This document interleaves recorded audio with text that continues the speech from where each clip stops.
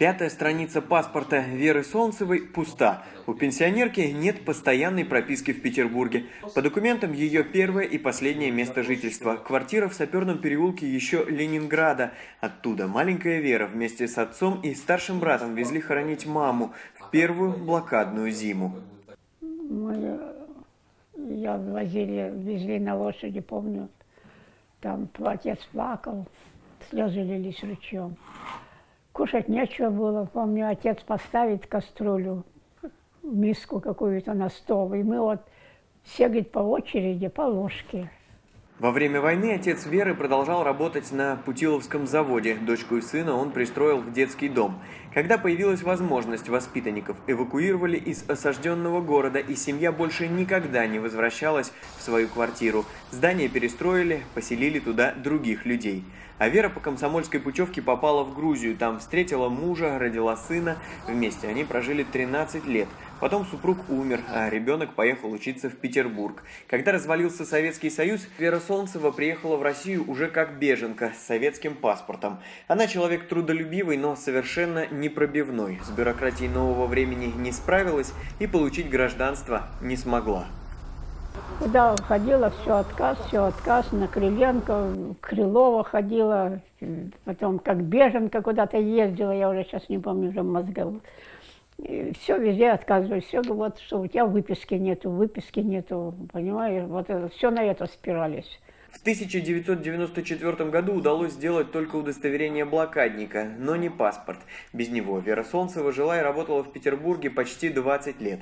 Восстановить документы ей помогли юристы благотворительной организации «Ночлежка». И только в 2013 году. Тогда же она получила первую пенсию в 77 лет, 12 тысяч рублей в месяц. 11 из них она отдает за аренду комнаты в коммунальной квартире, хотя по закону ей положено отдельное жилье, как блокаднице. Я всегда гордилась, что я в Ленинграде родила. Я приезжала сюда, как птичка летала. Вот.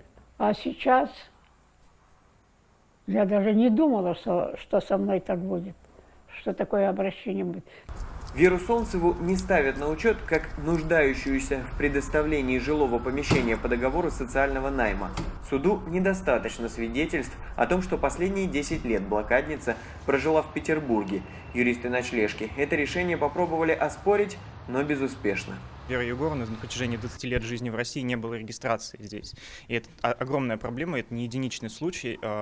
Действительно, люди, которые не имеют регистрации, потом, чтобы им встать на жилищный учет, нужно пройти через суд, который тоже требует эту же регистрацию.